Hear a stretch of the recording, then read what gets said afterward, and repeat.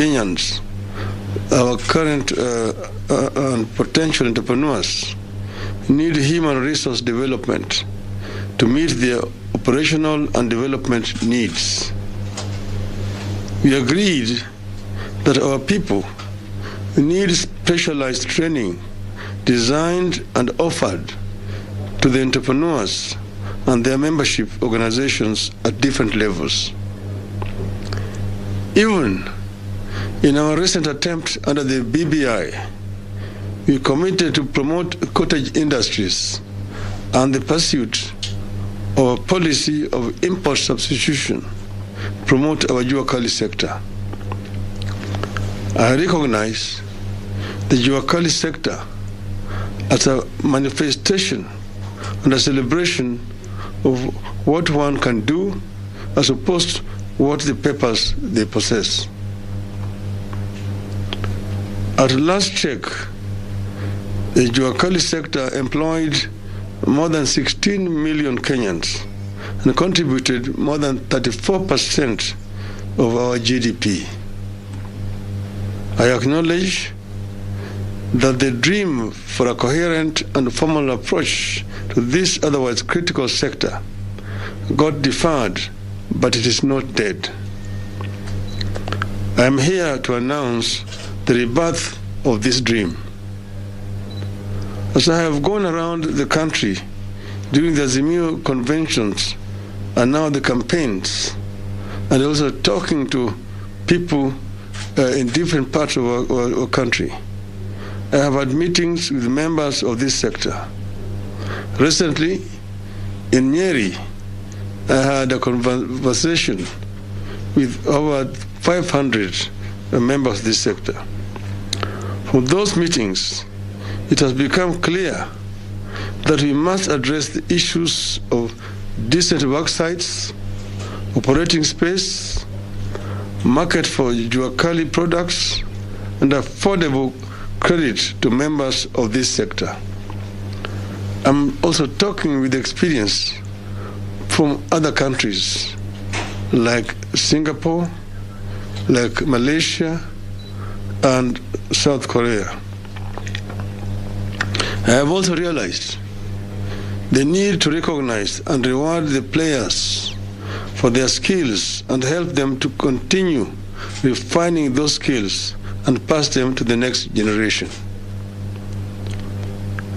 And so today, I am here to announce a raft of measures that I wish to pursue in the coming months and when in government to help lift the Jua Kali sector to its rightful place in our economy. First, I want to push for the adoption and implementation of the recognition of prior learning policy in Kenya, RPL. I want to repeat, recognition of prior learning policy in Kenya, RPL. The RPL provides for recognition of knowledge, skills, and competencies, regardless of where and how they were acquired. It is a progression map to facilitate the transition of skilled workers from informality to formality. In other words, these people may not have gone to any technical training institute or college, but through practice they've acquired the knowledge which needs to be recognized. With the RPL, our country and my government will be addressing the needs of millions of Kenyans who flock to work in industrial areas of our various towns, armed with the excellent skills but no certification. They are therefore overworked and underpaid for their otherwise excellent skills. I will give a few examples. Number one, the tile fitters.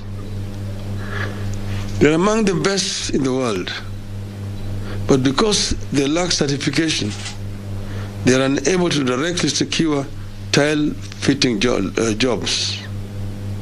The jobs, therefore, go to middlemen who have papers but no skills. who in turn hire the tile fitters and take the lion's share of the pay. The RPL certification will change this situation completely, allowing our tile fitters to secure the jobs and earn the money directly. Yes.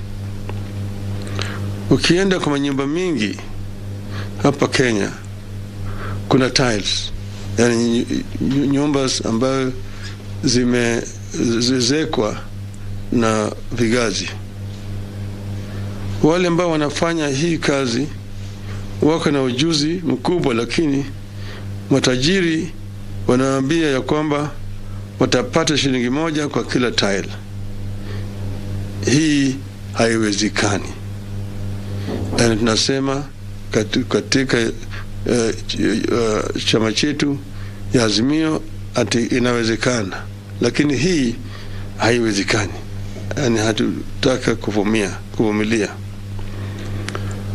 Another example, when ships docking at the coast require repairs, our plumbers and fitters only have photo albums to show for their work, no recognized certificates.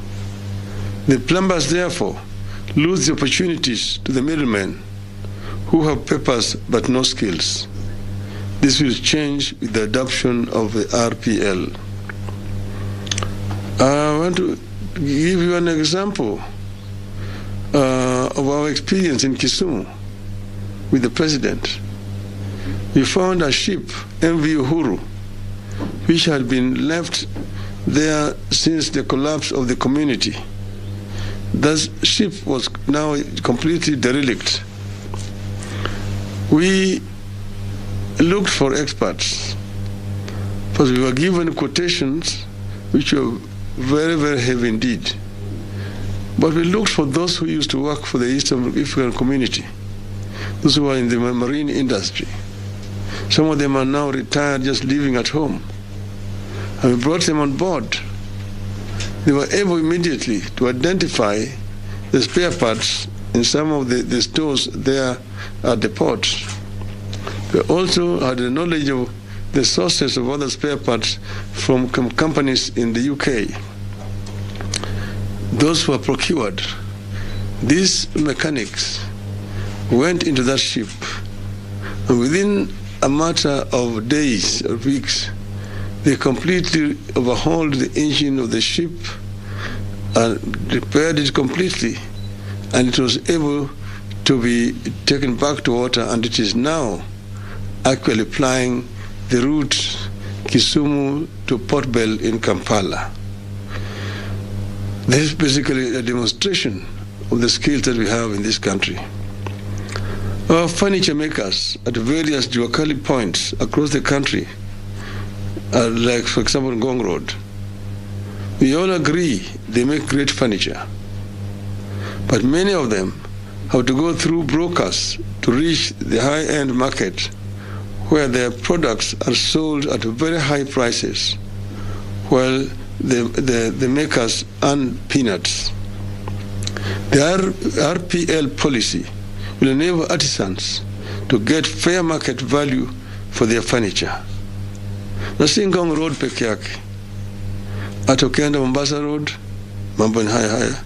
Ukienda Kisii Town, huku daraja mbili huku Kisii Town, kuna duka nyingi pale ambao wanauza viti, meza na vitanda. Bidhaa haya zote zinatengenezwa na Mutiso kutoka Kitui. Alafu wanasema tali hiyo viti zimetoka ng'ambo. Mutiso analipwa pesa kidogo sana ya kutengeneza viti na ujuzi yake, lakini mwenye duka anaenda nyumbani na pesa mingi zaidi. Take automobile garages. Every day, thousands of people flock garages where mechanics with excellent skills correctly diagnose the problem and do satisfactory work, but get very little pay due to lack of certification. Most times, renowned garages whose owners have the papers but no skills subcontract the Juakali mechanics for very little pay. This will change with their appropriate certification from the RPL. Ziwani, Kisumu garage, na kila mahali tuko na makanika wengi zaidi. Hawa jamaa wanaleta magari zao kutoka Ujerumani, watafungua na wakatengeneza na wapate shilingi 1,000. Kuna wale ambao wanapiga gari rangi. Kampuni inapata 1,120. Yule mwenye kupiga rangi anapata shilingi 3,000 peke yake. Hii lazima iishe. We all know the hundreds of very skilled painters who line up every morning at the CBD waiting to be contracted by middlemen who get paint contracts. The fortunes of those painters is going to change with the RPL. Utakuta Osoro, utakuta Kinyanjui amekaa kando hapo barabarani, hapo ufungamano street.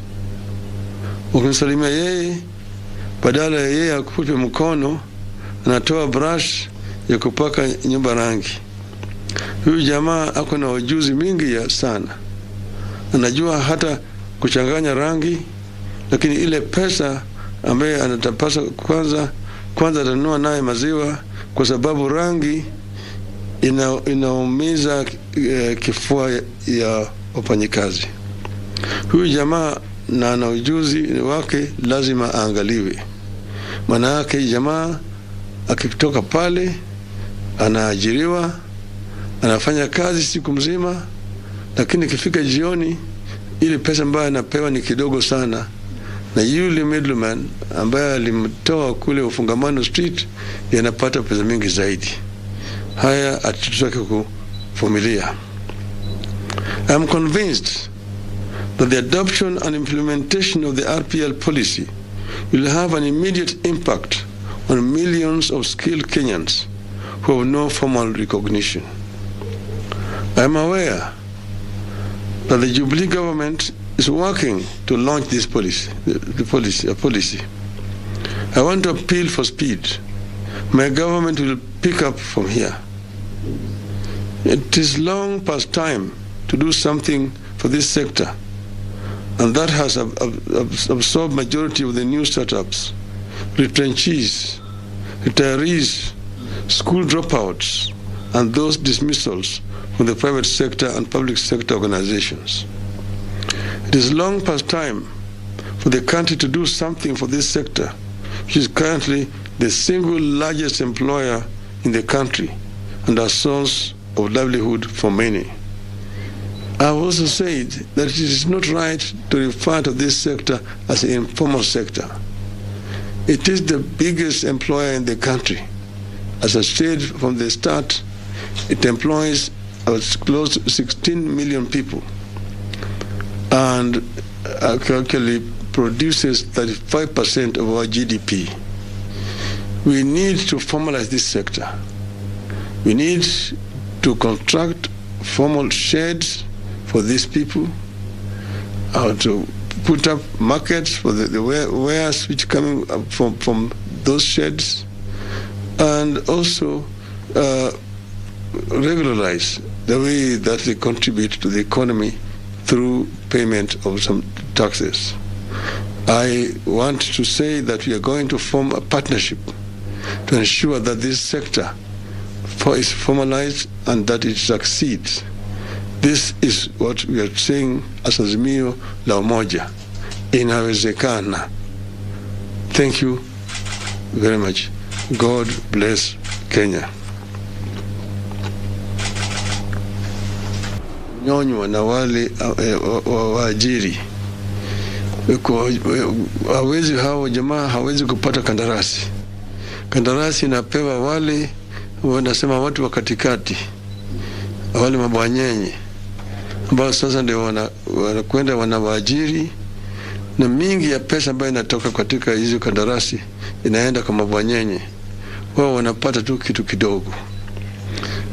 Kwa upande ya wale wafanyikazi kama upande ya welders, wengine kwa wale wafanyikazi ya ujenzi ya nyumba, kwa mfano yani plumbers and carpenters and masons na kadhalika. Wao saa nyingine wafanya kazi, lakini kwa sababu hawana ujuzi, hawana vitambulisho au makaratasi, hawalipwi vile inatakikana walipwe. Mtu kwa mfano anazeeka nyumba, anaweka vigae, na yeye analipwa ati kigae moja shilingi moja, gae moja shilingi moja. Yule mtu ambaye alipewa kandarasi ndio anachukua mingi ya pesa hizo, wananyonywa na mabwanyenye. Tumesema tunataka kumaliza haya, kuleta ile kitu tunaitwa the RPL, ambaye itatambua ujuzi wa mtu na kumpatia yeye shahada ambayo anaweza kutumia kikazi, ili ionekane ya kwamba yeye na ujuzi yake inatambulika. Hii tutaleta na tutamaliza hii mambo ya unyonyeshaji katika hii sekta ya jua kali. Nimesema jua kali, na hata wale watu wengine wale hawkers ambayo wanafanya kazi, tunataka kutambua kwa kuwasaidia na kutumia mpango kama yale ambayo tumeona katika nchi zingine, kama nchi ya Malaysia, nchi ya Singapore, nchi ya Korea Kusini, hata India. Wametambulika na wamechangia vilivyo kwa ujenzi ya uchumi ya nchi hizo zote. Tutajenga zile vyumba, yani sheds ya watu wa jua kali, pale ambayo wao wanaweza kufanya kazi, na vile vile store na soko ya bidhaa ambazo zinatoka katika viwanda yao hizo. Yote kifanyika, hii sekta itaenea Wakenya wengi zaidi. Maana hii ni pale unaitwa chanzo. Watu wanaanza huko chini, na baadaye kwa yale jitihada zao wanainuka na wanakwenda juu mpaka wafike mahali ambao sasa wao wanakuwa ni middle class, yani matajiri. Hiyo ndio itaweza kumaliza ufukara katika taifa letu. Shukran sana. Nimwambia kwamba Azimio la Umoja iko tayari kufanya kazi na sekta hii, na tunasema kama kwa Azimio ya kwamba inawezekana. Shukran, asanteni sana.